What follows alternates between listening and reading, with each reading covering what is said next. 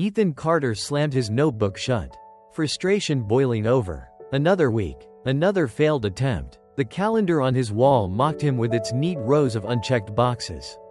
He had promised himself, Monday, Wednesday, Friday, that he would practice guitar, wake up early, and finally start jogging every morning. And yet here he was, Sunday night, staring at a half-played chord chart and a pair of dusty running shoes. "Why is this so hard?" he muttered, tossing the notebook onto the bed. His cat, Luna, looked up at him with mild disapproval, as if silently saying, "You've done this before." Ethan's parents called from the kitchen. "Dinner's ready," his mom shouted. "And Ethan, are you ever going to finish that guitar lesson?" "I'm coming," he yelled back, though he knew the answer was obvious. He'd pick it up tomorrow, or maybe next week. Again. At 17, Ethan had the drive to achieve everything, yet the discipline to see anything through eluded him.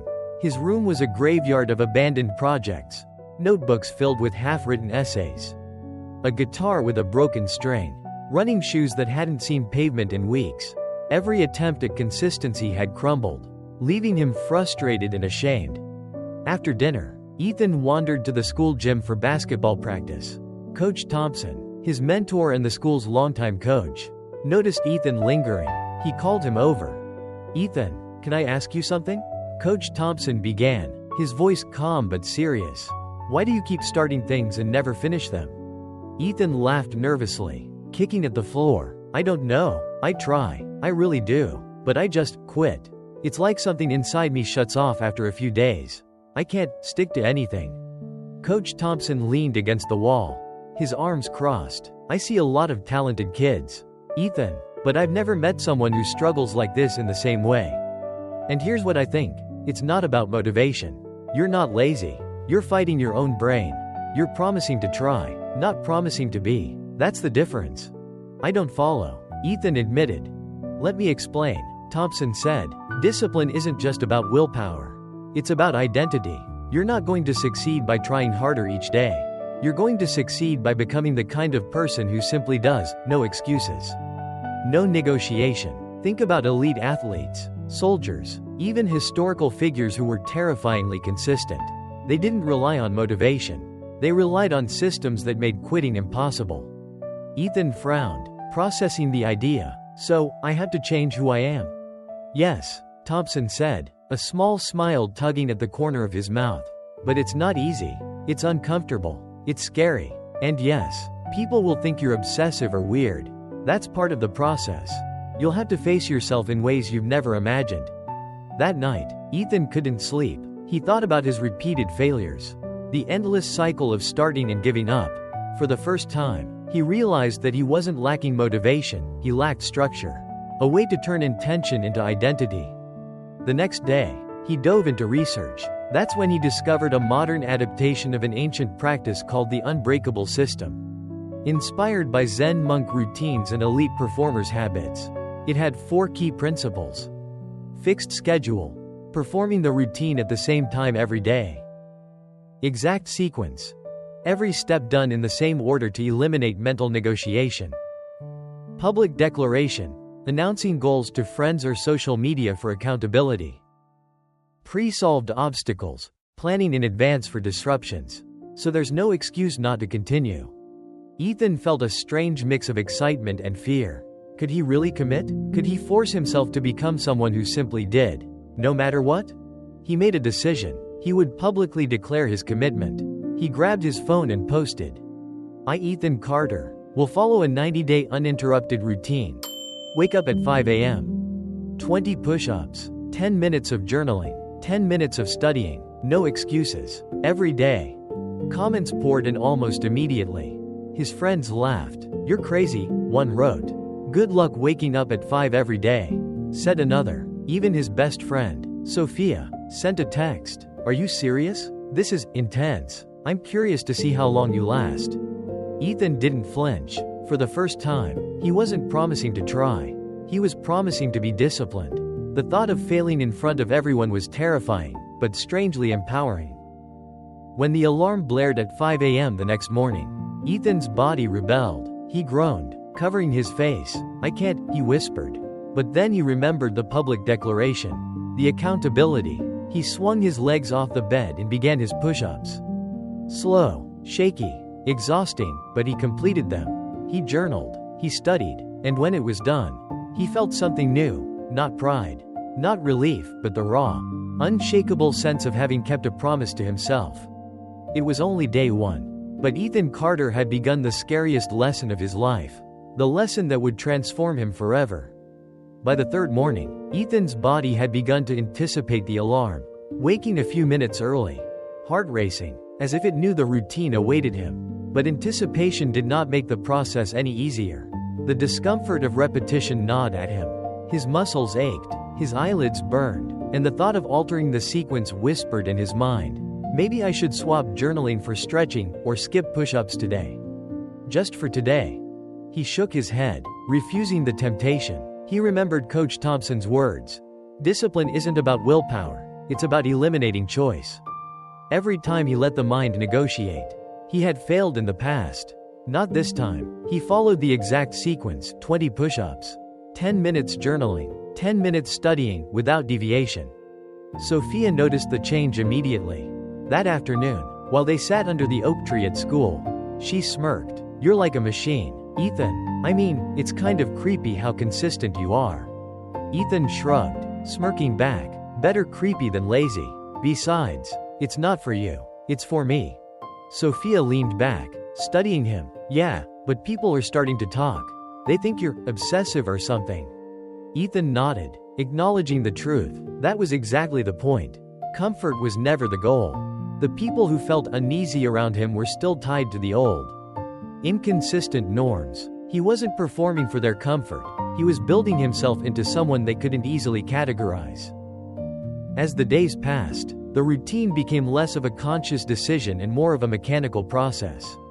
Ethan's body moved before his mind even engaged, arms lowering into push-ups, pen scratching into the journal, books opened to the right page. Still, the real struggle had shifted inward.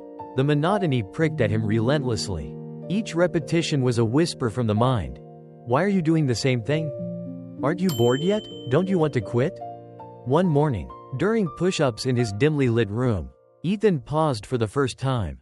Sweat dripped down his forehead, and he wiped it away, feeling the tension in his arms. This is insane, he muttered. I'm not a robot. I shouldn't feel like this.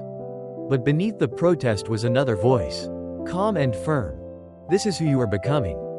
By week 2, Ethan faced his first real test. A feverish cold made him shiver through the early hours, and his body begged for rest.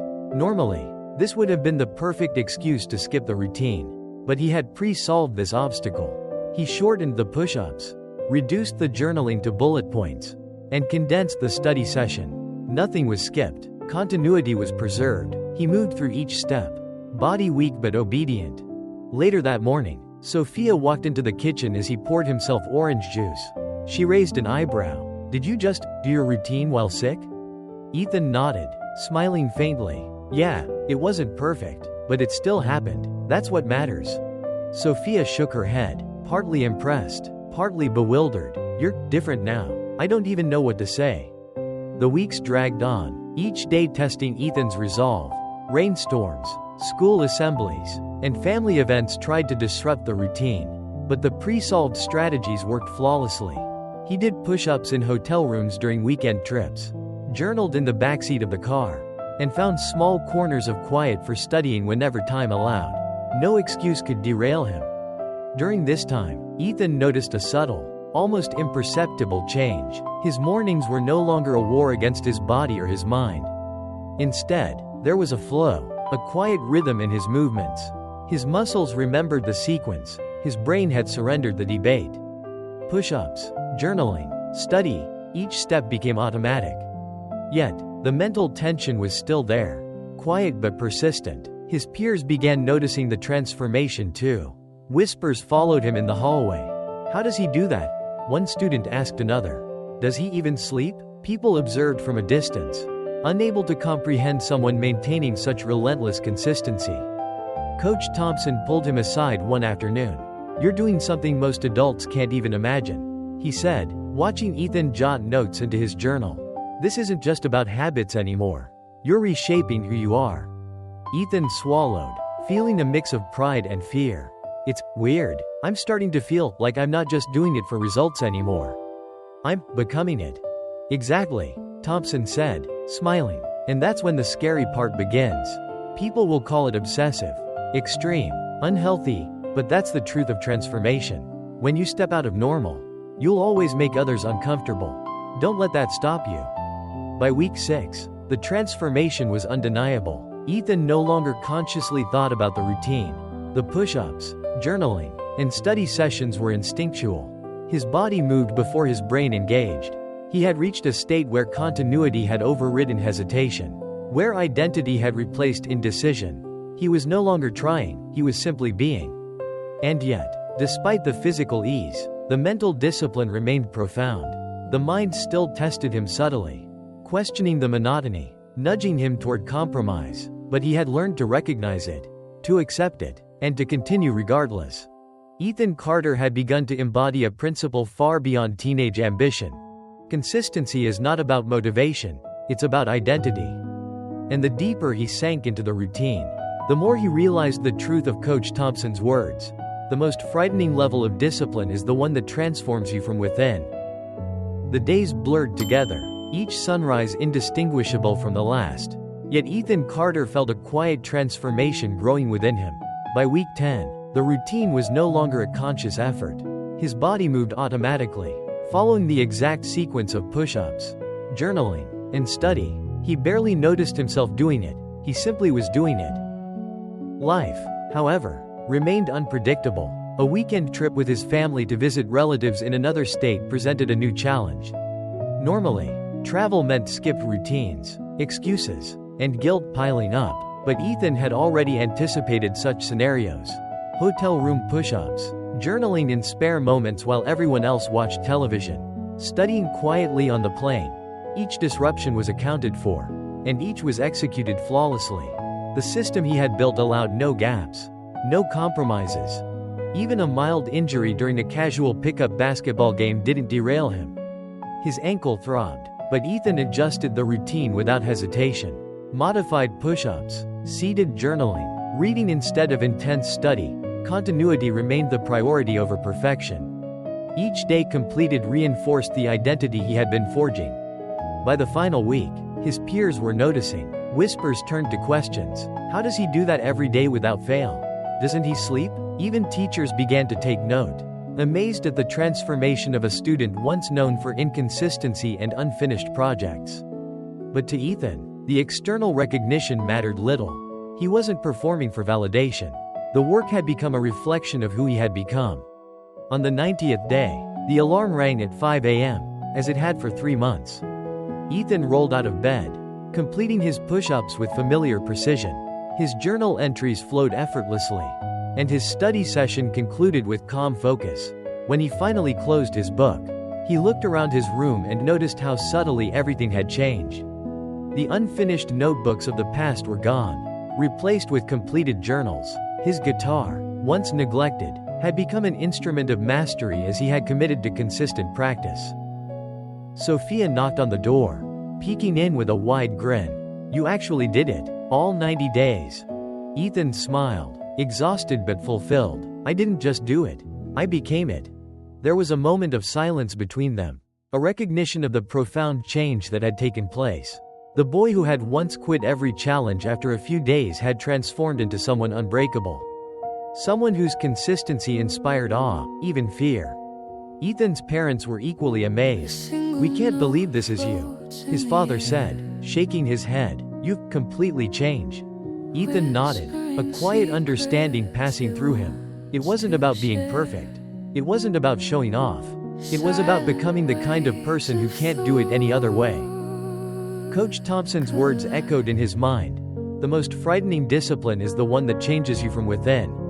When you are consistent in the face of discomfort, when you continue despite obstacles, you become something others can't understand. The final lesson had settled deep inside him. True discipline is not a tool, it is an identity. It is the uncomfortable, relentless transformation that reshapes every decision, every action, and every thought. It is not about being normal or seeking approval. It is about forging an unbreakable version of oneself. Ethan's story spread quietly among his peers.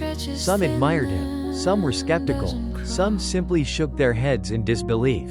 To them, it seemed extreme, obsessive, perhaps even not normal. But that was the point. Being normal produces normal results. Ethan no longer desired normal. He desired mastery over his own life, the certainty of continuity, and the freedom that came from self-imposed structure. Looking back, he realized the scariest lesson of all. To achieve this level of discipline, he had to confront the uncomfortable truth about himself. He had to face his weakness, his habitual avoidance, and his fear of failure. He had to endure discomfort every day, embrace monotony, and preempt every excuse before it could derail him. And in doing so, he had discovered something incredible, the part of himself capable of relentless, unwavering commitment. Ethan Carter had become disciplined in a way that inspired awe, challenged expectations, and fundamentally changed who he was. The boy who once quit had become a young man who simply was disciplined, whose actions were no longer a struggle but a reflection of identity itself. Lesson for the viewers. The story of Ethan teaches us that true discipline is not about willpower, motivation, or doing something perfectly every day. It is about becoming someone who embodies consistency, even in the face of obstacles, monotony, and discomfort. Public accountability, fixed routines, pre-solved solutions, and repetitive practice are not just habits, they are tools for reshaping your identity. When you commit to being consistent, you are no longer a person who tries. You become a person who simply does. Thank you for watching the entire video. If Ethan's journey inspired you, leave a comment below and share what habit you're going to implement using his principles. Don't forget to subscribe and hit the bell so you won't miss future videos that will challenge your mind, inspire your actions, and transform the way you think about discipline and consistency.